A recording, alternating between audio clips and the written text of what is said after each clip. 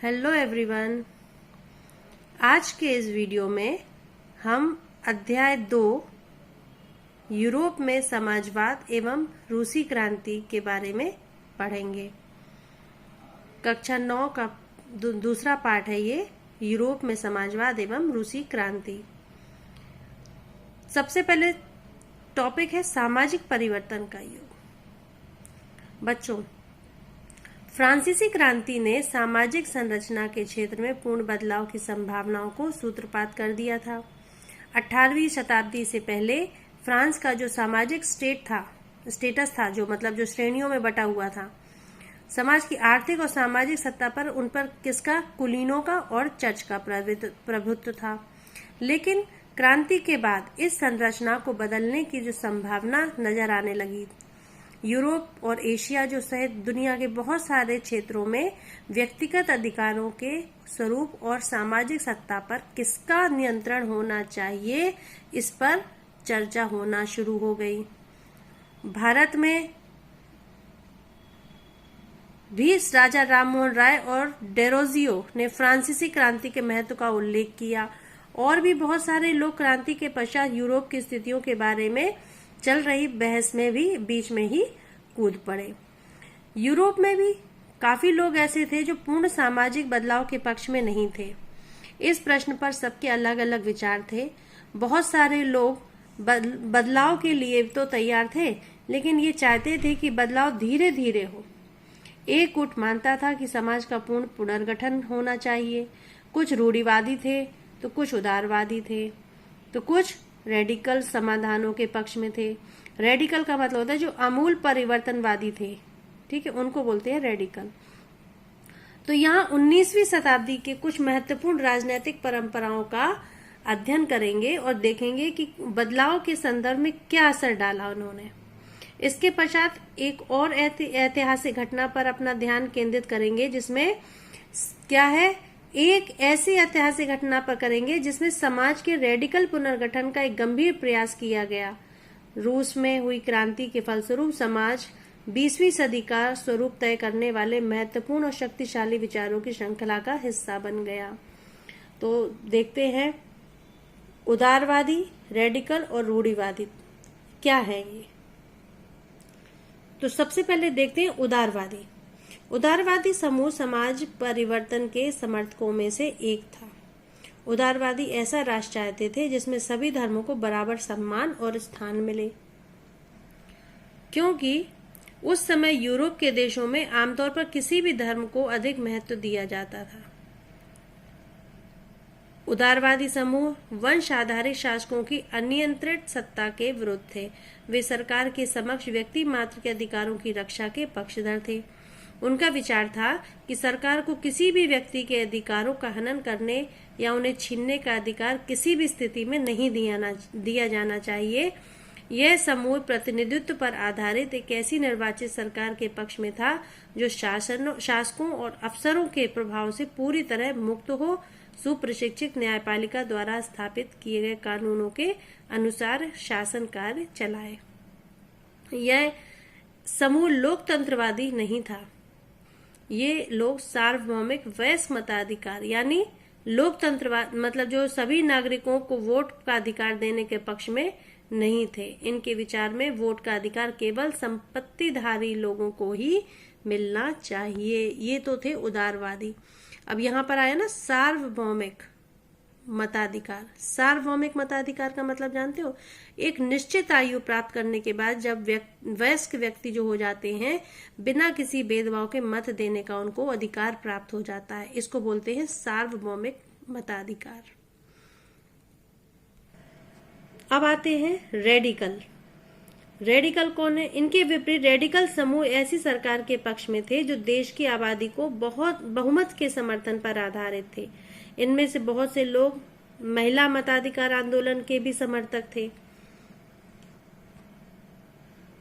उदारवादियों के विपरीत ये लोग बड़े जमींदारों और संपन्न उद्योगपतियों को प्राप्त किसी भी प्रकार की विशेष अधिकारों के विरोध थे। वे निजी संपत्ति के विरोधी थे, लेकिन कुछ लोगों के पास संपत्ति के संकीर्ण का विद्रोह आवश्यक था। रूढ़िवादी रूढ़िवादी समूह रेडिकल और उदारवादी दोनों के विरुद्ध थे, लेकिन फ्रांसीसी क्रांति के बाद रूढ़िवादी भी बदलाव की आवश्यकता को स्वीकार करने लगे थे। पुराने समय में जो 18वीं शताब्दी में रूढ़िवादी आमतौर पर बदलाव के विचारों का विरोध करते थे, लेकिन 19वीं सदी के आते आते वे भी मानने लगे थे कि कुछ बदलाव आवश्यक है, परंतु वो चाहते थे कि अतीत का सम्मान किया जाए, मतलब अतीत को पूरी तरह से ठुकराया ना जाए और बदलाव की प्रक्रिया धीरे धीरे चालू की जाए। फ्रांसीसी क्रांति के बाद उत्पन्न हुई राजनीतिक जो उथल पुथल थी, उसके दौरान सामाजिक परिवर्तन पर केंद्रित इन विविध विचारों के मध्य काफी टकराव हुए। 19वीं सदी की क्रांति और राष्ट्रीय कार्यांतरण में विभिन्न प्रयासों ने इस सभी राजनीतिक धाराओं की सीमाओं और संभावनाओं को स्पष्ट कर दिया था। अब देखते हैं औद्योगिक समाज और सामाजिक परिवर्तन। देखा जाए तो इस प्रकार के राजनीतिक रुझान एक नए युग का शुरुआत करते हैं। ये दौर गहन सामाजिक और आर्थिक बदलाव का था। ये ऐसा दौर था जब नगर बस रहे थे, औद्योगिक क्षेत्र विकसित हो रहे थे, रेलवे का विस्तार हो रहा था, औद्योगिक क्रांति बहुत संपन्न हो चुकी थी। औद्योगिकरण ने औरतों, आदमियों, बच्चों सबके कारखानों में लाकर खड़ा कर दिया था। काम के घंटे यानी पाली बहुत लंबी होती थी और मजदूरी बहुत कम थी। बेरोजगारी एक आम समस्या बन गई थी। औद्योगिक वस्तुओं की मांग में गिरावट आने लगी थी, इसलिए बेरोजगारी जो थी वो बढ़ती जा रही थी। शहर तेजी से बस रहे थे, फैल रहे थे, इसलिए आवास और साफ सफाई का काम भी मुश्किल होता जा रहा था। उदारवादी और रेडिकल दोनों इन समस्याओं का हल खोजने में लगे हुए थे।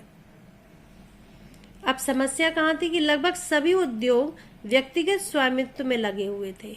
मतलब जितने भी उद्योग थे उनमें अधिकांश उद्योग व्यक्तिगत स्वामित्व में थे। बहुत से रेडिकल और उदारवादियों के पास काफी संपत्ति थी। उनके यहाँ बहुत से लोग नौकरी करते थे। उन्होंने व्यापार और औद्योगिक व्यवस्था के माध्यम से काफी संपत्ति इकट्ठी कर ली थी, इसलिए इच्छा उनके प्रयासों को अधिक से अधिक बढ़ावा देती थी और इन्हें लगता था कि यदि मजदूर स्वस्थ होंगे, पढ़े लिखे होंगे तो इनकी व्यवस्था का भरपूर लाभ उठा पाएंगे। मतलब इस व्यवस्था को अच्छे से इसका फायदा उठा सकते थे। ये लोग जन्मजात मिलने वाले विशेष अधिकारों के खिलाफ थे। व्यक्तिगत प्रयास और श्रम उद्यमशीलता में उनका गहन विश्वास था। उनकी मान्यता थी कि यदि प्रत्येक को व्यक्तिगत स्वतंत्रता दी जाए तो गरीबों को रोजगार मिले और जिनके पास पूंजी है उन्हें बिना रोक टोक काम करने का मौका दिया जाए तो समाज तरक्की कर सकता है। इस कारण 19वीं सदी के शुरुआत के दशकों में समाज परिवर्तन के इच्छुक बहुत सारे कामकाजी स्त्री पुरुष उदारवादी और रेडिकल समूहों पार्टियों के इर्द गिर्द गोलबंद हो गए थे। यूरोप में 1815 में जिस तरह की सरकार बनी, उनसे छुटकारा पाने के लिए कुछ राष्ट्रवादी, उदारवादी और रेडिकल आंदोलनकारी क्रांति के पक्ष में थे। फ्रांस, इटली, जर्मनी, रूस में ऐसे लोग क्रांतिकारी हो गए और राजाओं के तख्ता पलट का प्रयास करने लगे। राष्ट्रवादी कार्यकर्ता क्रांति के जरिए ऐसे राष्ट्रों की स्थापना करना चाहते थे जिनमें सभी नागरिकों को समान अधिकार प्राप्त हो। 1815 के बाद इटली के राष्ट्रवादी गिसेप्पे मेज़नी ने यही लक्ष्य प्राप्त करने के लिए अपने समर्थकों के साथ मिलकर राजा के खिलाफ साजिश रची थी। भारत सहित दुनिया भर के राष्ट्रवादी उसकी रचनाओं को पढ़ते भी थे। अब आता है यूरोप में राष्ट्रवाद कैसे आया। यूरोप में राष्ट्रवाद का आना कैसे हुआ। संभवतः समाज के पुनर्गठन की सबसे दूरगामी दृष्टि प्रदान करने वाली विचारधारा समाजवादी ही थी। 19वीं सदी के मध्य तक यूरोप में समाजवाद का आना जाना एक विचार बन गया था। उनकी ओर बहुत से लोगों का ध्यान आकर्षित होने लगा था। समाजवादी विचारधारा के लोग निजी संपत्ति के विरोधी थे, अर्थात कहने का मतलब ये है कि वे संपत्ति पर निजी स्वामित्व को उचित नहीं मानते थे। उनका कहना था कि संपत्ति के निजी स्वामित्व की व्यवस्था ही समस्याओं की जड़ है। इस विचार के पीछे उनका तर्क भी था। बहुत से लोगों के पास संपत्तियां तो हैं जिनसे दूसरों को रोजगार भी मिलता है, लेकिन समस्या यह है कि संपत्तिधारी व्यक्ति को केवल अपने लाभ से ही मतलब रहता है। वह उनके विषय में नहीं सोचता जो उनकी संपत्ति का उत्पादनशीलता बनाते हैं। इसलिए अगर संपत्ति पर किसी एक व्यक्ति के बजाय पूरे समाज का नियंत्रण हो तो साझा सामाजिक हितों पर ज्यादा अच्छी तरह ध्यान दिया जा सकता है। समाजवादी इस तरह का बदलाव चाहते थे और इसलिए उन्होंने बड़े पैमाने पर एक अभियान चलाया। समाजवादियों ने अभियान चलाया। अब प्रश्न उठता है कि कोई समाज संपत्ति के बिना कैसे चल सकता है? सामाजिक समाज का आधार क्या होगा? समाजवादियों के पास भविष्य की एक बिल्कुल अलग दृष्टि थी।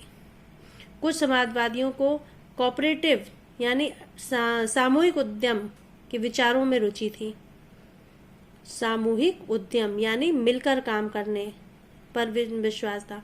इंग्लैंड के जाने माने उद्योगपति रॉबर्ट ओवेन ने इंडियाना ने नया समन्वय के नाम से एक नए तरह की सामुदायिक संरचना का प्रयास किया। कुछ समाजवादी मानते थे कि केवल व्यक्तिगत पहल कदमी से बहुत बड़े सामूहिक खेत नहीं बनाए जा सकते। वह चाहते थे कि सरकार अपनी तरफ से सामूहिक खेती को बढ़ावा दे। उदाहरण के लिए फ्रांस में लुई ब्लॉन्क 1813 से 1882 तक चाहते थे कि सरकार पूंजीवादी उद्यमों के स्थान पर सामूहिक उद्यमों को बढ़ावा दे।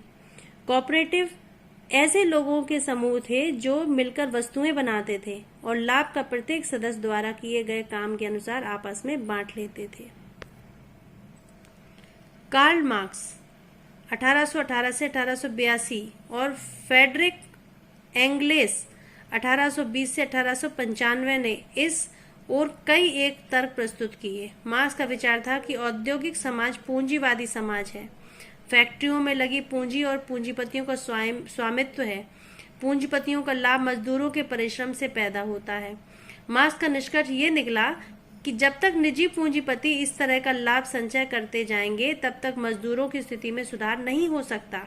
इसलिए स्थिति में सुधार लाने के लिए मजदूरों को पूंजीवाद और निजी संपत्ति पर आधारित शासन को उखाड़ फेंकना होगा। मार्क्स का विश्वास था कि स्वयं को पूंजीवादी शोषण से मुक्त कराने के लिए मजदूरों को एक अत्यंत भिन्न प्रकार के समाज बनाना होगा जिसमें सारी संपत्ति पर पूरे समाज का यानी सामाजिक नियंत्रण और स्वामित्व रहेगा। मतलब उसमें पूरी संपत्ति और जिसमें सारी संपत्ति पर पूरे समाज का अर्थात वो होगा स्वामित्व रहेगा। उन्होंने भविष्य के इस समाज को साम्यवादी यानी कम्युनिस्ट समाज का नाम दिया। मार्क्स को विश्वास था कि पूंजीपतियों के साथ होने वाले संघर्ष में जीत आखिरकार मजदूरों की ही होगी।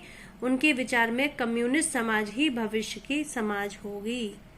मतलब कम्युनिस्ट जो समाज ही भविष्य का समाज होगा, यही मार्क्स का कहना था।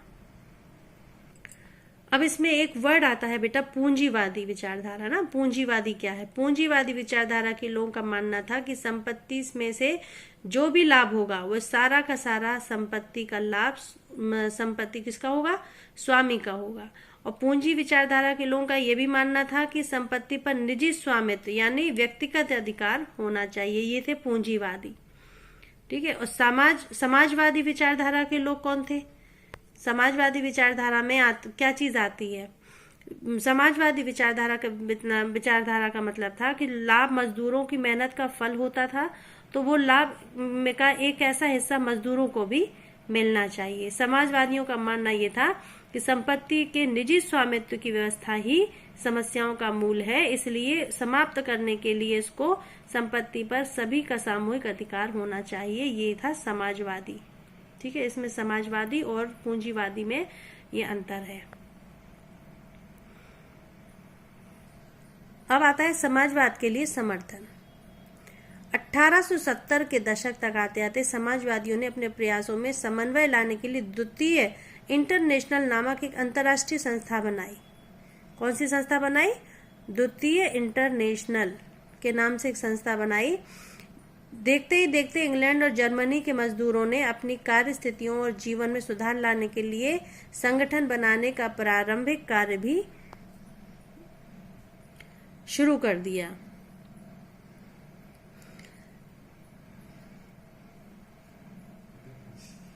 संकट के समय में संगठन के सदस्यों को मदद के लिए कोष भी स्थापित किए गए।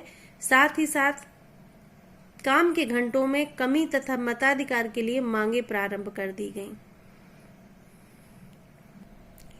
जर्मनी से सोशल डेमोक्रेटिक पार्टी के साथ इन संगठनों ने कार्य शुरू किया और इन्हें संसदीय चुनाव में सीट दिलाने की कोशिश की। ब्रिटेन के समाजवादियों और यूनियन आंदोलनकारियों ने सन 1905 में लेबर पार्टी के नाम से और फ्रांस में सोशलिस्ट पार्टी के नाम से अपनी एक अलग अलग पार्टी इन्होंने अपनी बना ली। लेकिन 1914 तक समाजवादी यूरोप में कहीं भी सरकार के गठन में सफल नहीं हो पाए, परंतु इन्होंने स्वयं को मजबूती से संसदीय राजनीति में प्रस्तुत कर दिया। मतलब संसदीय राजनीति में उनके प्रतिनिधि बड़ी संख्या में जीतते रहे।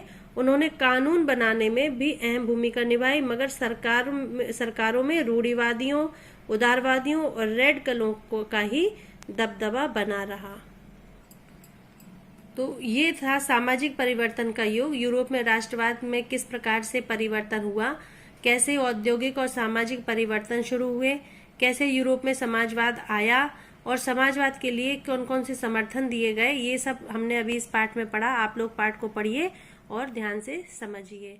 धन्यवाद।